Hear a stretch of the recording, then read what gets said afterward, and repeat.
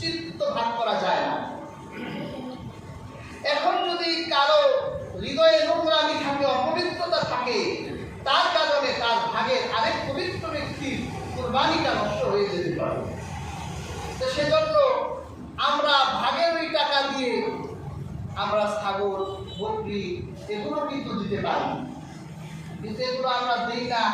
আমাদের এখন আমার একটা সমস্যা হয়ে দাঁড়িয়েছে, শ্বশুর বাড়ি থাকে, আমাদের কত বাড়ি থাকে, সব বাড়িতে দিতে হয়। এই জন্য আমরা ভাগে যাই যে গোস্ত একটু বেশি পাবো। আপনি তো গোস্ত খাওয়ার চিন্তা করে আপনার রবের সন্তুষ্টি আপনি নষ্ট করে দিচ্ছেন। কাজে আমরা উৎসাহিত করি যে আপনারা প্রয়োজনে ছোট প্রাণীগুলোকে একাকি দেন, তবে ভাগ বৈধ, জায়েজ, হাদিসেও আছে। পশু কেমন হবে? আল্লাহর হাবিব রাহমাতুল লিল আলামিন বলেছেন, হযরত আলী রাদিয়াল্লাহু তাআলা বলেন, হযরত আলী বলেন, আমানা রাসূলুল্লাহ সাল্লাল্লাহু আলাইহি ওয়াসাল্লাম আন তাশরিফাল আইনা ওয়াল হুজনু। আল্লাহ রাসূল বলেছে যে হে আলী, তোমাদেরকে নির্দেশ দিলাম, তোমরা যখন পশু ক্রয় করতে যাবে তখন ওই পশুগুলোর চোখ এবং কান ভালো করে দেখে নাও। চোখ ভালো করে দেখতে হবে, কান ভালো করে দেখতে হবে। আরেক হাদিসে এসেছে, হযরত বারা ইবনে আযিব থেকে হাদিসের riwayat, ইন্না রাসূলুল্লাহি সাল্লাল্লাহু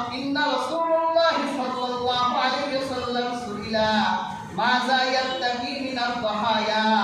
আল্লাহর হাবিবকে জিজ্ঞাসা করা হলো, হে আল্লাহর রাসূল, কুরবানি দেওয়ার জন্য আমরা কোন পশুকে পছন্দ করব? ফাআশারা বিয়াদিহি, আল্লাহর রাসূল তার হাতের 4টা আঙ্গুলকে ইশারা করলেন। কয়টা আঙ্গুল? 4টা আঙ্গুল ইশারা করলেন। আল্লাহর রাসূল 4টা জিনিস দেখতে বললেন, এর ভিতর একটি হলো আরো যাও, একটা দেখো যে ওই পশুটা খোরা কিনা। আল বাইয়িনু যুলহা, যদি সুস্পষ্টভাবে পশুটা খোরায় খোরায় থাকে তাহলে এই পশু দিয়ে কুরবানি হবে না। এরপর আল্লাহর হাবিব বলল, আউরুহাল বাইয়িন আউরুহা, তারপর তার দৃষ্টি শক্তি দেখো, সে কানা কিনা। সুস্পষ্টভাবে সে যদি দেখতে না পারে, যেখানে তাকে কুরবানি দেওয়া হবে ওই জায়গা পর্যন্ত যদি যেতে না পারে, তাহলে রাহমাতুল লিল আলামিন বলেছেন সেই পশু দিয়ে কুরবানি হবে না। এরপর আল্লাহর হাবিব বলেন, ওয়াল মারিদা, অসুস্থ, দেখো যে ওই প্রাণীটা অসুস্থ কিনা, হাড়টির ভিতরে মজ্জা আছে কিনা। যদি দুর্বল হয় তাহলে ওই পশু দিয়েও কোরবানি করবে না। তাহলে 4টা জিনিস রাহমাতুল লিল আলামিন দেখতে বলেছে। ইয়া হাজিরিন, কুরবানির পশু এই 4টি জিনিসের ভিতরে আল্লাহ রাসূল সাল্লাল্লাহু আলাইহি ওয়াসাল্লাম কানের কথাও বলেছেন। তবে হানাফিদের মতে হযরত সাঈদ ইবনে মুসাইয়িব রাদিয়াল্লাহু তাআলা আনহুকে হযরত কাতাদা রাহিমাহুল্লাহ জিজ্ঞাসা করেছিলেন যে আজবা এর মানেটা কি? তখন তিনি বলেছিলেন, যদি পশুর কানের অধিকাংশ অংশ কাটা থাকে তাহলে সেই পশু দিয়ে কুরবানি হবে না, কিন্তু অর্ধেকের বেশি অংশ থাকলে সেটা দিয়ে কুরবানি হবে। পশু যদি তার কুরবানির স্থান পর্যন্ত একাকী হেঁটে যেতে পারে তাহলে সেই পশু দিয়েও কুরবানি হবে।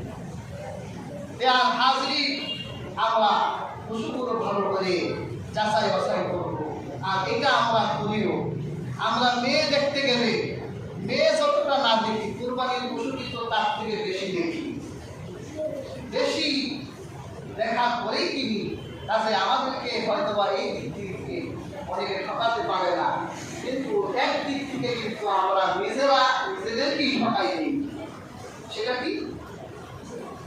সেটা হলো, এটাও আমাদেরকে অনেকে প্রশ্ন করে যে হুজুর, আমরা যে কসাইকে যারা কুরবানির পশু বানায়, আমরা তাদেরকে কি গোশত দিব না টাকা দিব? এটা একটা ঝামেলা হয় না? আমাদেরকে প্রশ্ন করে। হযরত আলী রাদিয়াল্লাহু তাআলা আনহু থেকে এই ব্যাপারে রিওয়ায়াত আছে যে কিভাবে নজর দেওয়া যায়।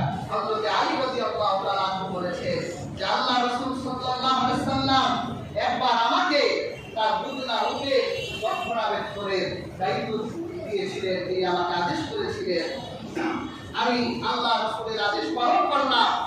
এরপর যখন কুরবানি দেওয়া হলো, আল্লাহ হাবিব সাল্লাল্লাহু আলাইহি ওয়াসাল্লাম বললেন, তুমি কুরবানির পশুর যে রশি আছে এবং শিং আছে এগুলো তুমি সদকা করে দাও।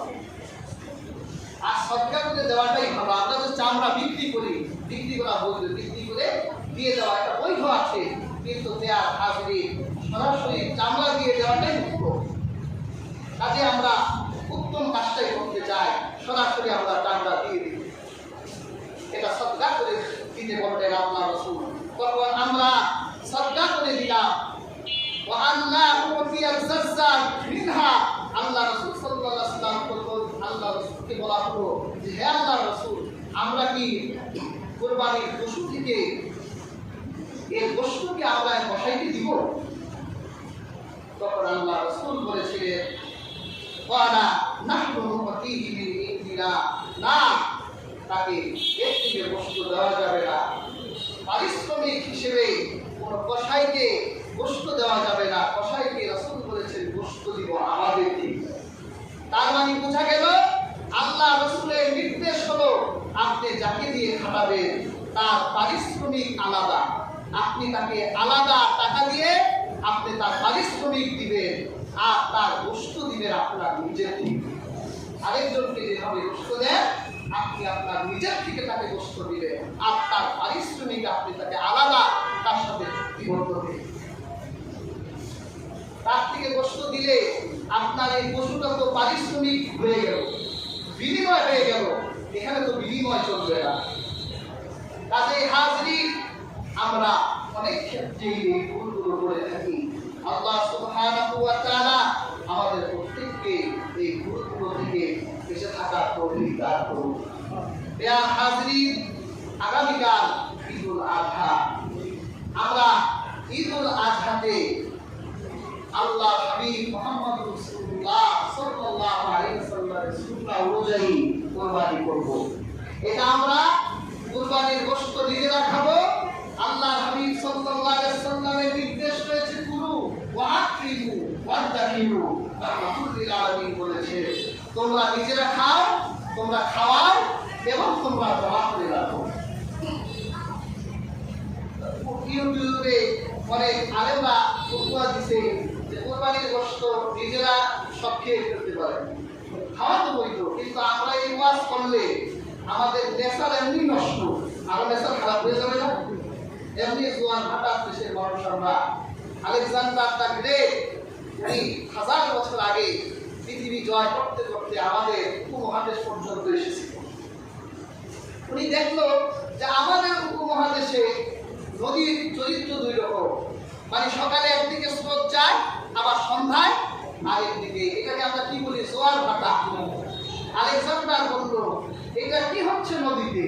বলল স্যার এটা জোয়ার ভাটা হয়। উনি বলল নদী পার হয়ে ওপার আর জয় করতে যাব না, কারণ হলো যে দেশের নদীর চরিত্র দুই রকম ওই দেশের মানুষের চরিত্র ভালো না। দেয়ার হাজির, আমাদের মেসাজ তো এমনি গেল, আর আমরা যদি উৎসাহিত করি ইসলামের একটি উত্তম কাজ। আল্লাহ হাবিবকে জিজ্ঞাসা করা হয়েছিল আইয়ুল ইসলাম খায়র, হে আল্লাহ রাসূল ইসলামের সবচেয়ে উত্তম কাজ কি? আল্লাহ রাসূল বলেছিলেন ক্বালা তুকরিমুত তাআম, ইসলামের সবচেয়ে উত্তম কাজ হলো একজন আরেকজনকে খাওয়ানো। তা আপনাকে যদি আমি ফতোয়া দিই সব আপনি খেতে পারবেন, বা আপনার তো ফ্রিজ আপনি আগে একটা বড় কিনে রাখছেন, সব তো শেয়ার হয়ে যাবে। আরেকজনকে আপনি ইসলামের উত্তর একটি কাজ থেকে বিরত থাকলে আপনার প্রতিবেশী অথবা অভুক্ত অথবা ক্ষুধার্ত মানুষের কষ্টের একটা নিঃশ্বাস আপনার জাহান্নামের কারণ হয়ে যেতে পারে। কাজেই একা খাবেন না, সবাইকে দিয়েই খাবে। রাহমাতুল লিল আলামিন সবাইকে খাওয়াতেই বলেছে। এরপরে জমা করে আপনি খেতে পারে, এটা বৈধতাও আছে। আল্লাহ সুবহানাহু ওয়া তাআলা আমাদের প্রত্যেককে কথাগুলোর উপর আমল করার তৌফিক দান করুন। আমিন। রাসূল কয়েকদিন